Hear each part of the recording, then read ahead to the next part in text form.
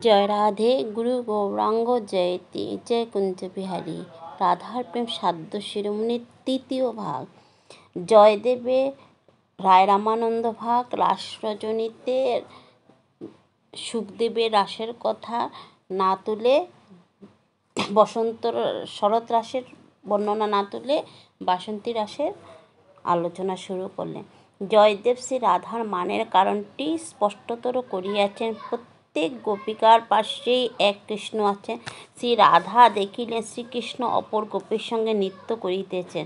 সামঙ্গ নিজঙ্গ প্রতিবিম্ব দেখিয়া অন্য গোপীভ্রমে যিনি মানবতী হন, ওই দৃশ্য দর্শনে তাহার মানোদয় স্বাভাবিক। তারপর তিনি নিজের পাশে চাহিয়া দেখেন সেখানে কৃষ্ণ দাঁড়াইয়া আছেন। ইহার আগে দেখেন নাই। শ্রী রাধা মনে করিলেন অন্যের সঙ্গে আনন্দ নৃত্যগীতি করিয়া এতক্ষণে শ্রীকৃষ্ণ আমার কাছে আসিলেন।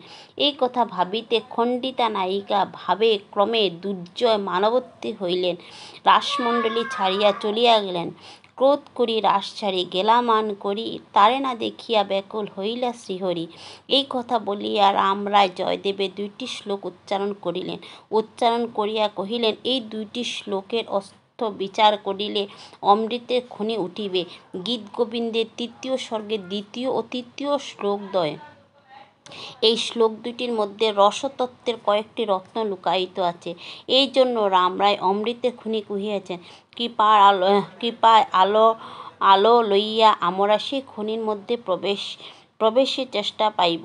প্রথমত শ্রী রাধা একটি বিশেষণ আছে। শ্রীকৃষ্ণর নাম আছে কংসারী। কংস শব্দের একটি অর্থ হইল ভোগ বাসনা। তাহার তিনি অরি, যাহার স্মরণে সকল ভোগ বাসনা দূরীভূত হয়। সেই কৃষ্ণের একটি সমক্ষ বাসনা আছে, সেইটি হইল রাসলীলা। ইহা বাসনা ধ্বংসকারীর অপূর্ব বাসনা।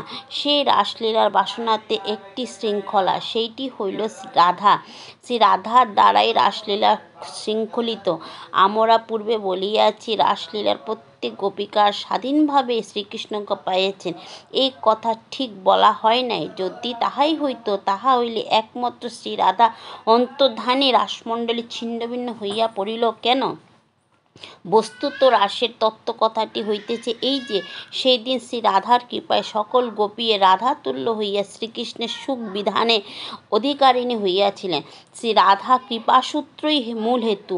কতগুলি ফুল যেন সংবদ্ধ হইয়া মালাকার কণ্ঠে দোলে। অন্তরালে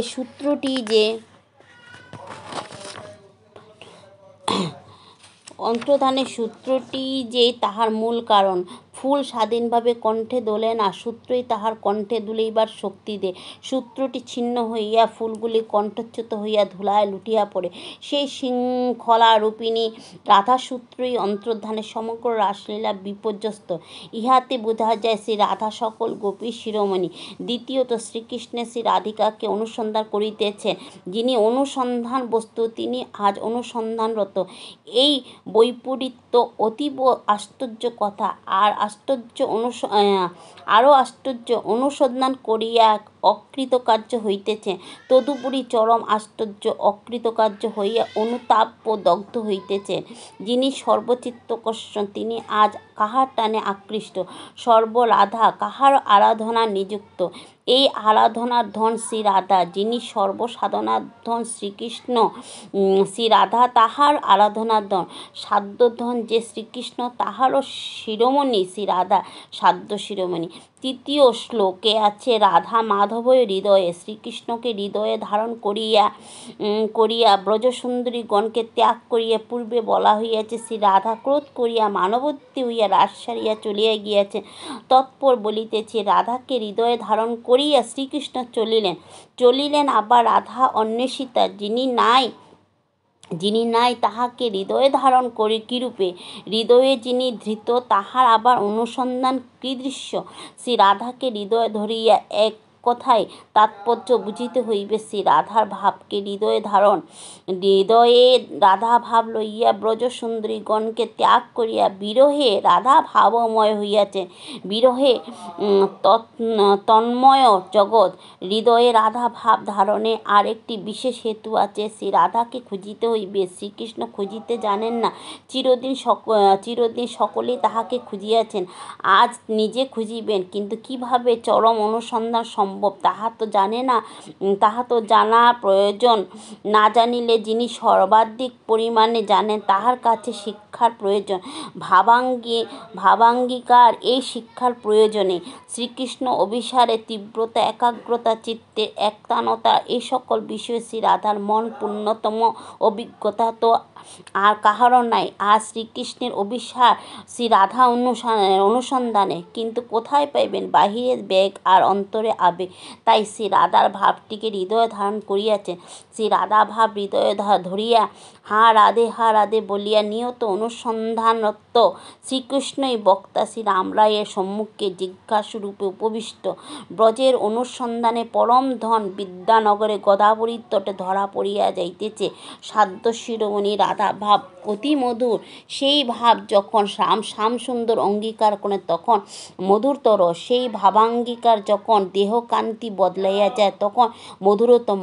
গৌরী ভাবাবিষ্ট কৃষ্ণ, গৌরীকৃষ্ট কৃষ্ণ, গৌরাঙ্গীকৃত কৃষ্ণ মধুরতম। সাধ্য শিরোমণি পাছে ধরা পড়িয়া যান এই ভয়ে গৌরাঙ্গ সুন্দর আলোচ্য বিষয়টি উপসংহার টানিয়া আনিলেন। প্রভু কয়ে জেল লাগি আইলাম তোমার স্থানে, সেই সব রসবস্তু তত্ত্ব হইল জ্ঞানে। সাধ্য শিরোমণি রাধাভাব শ্রী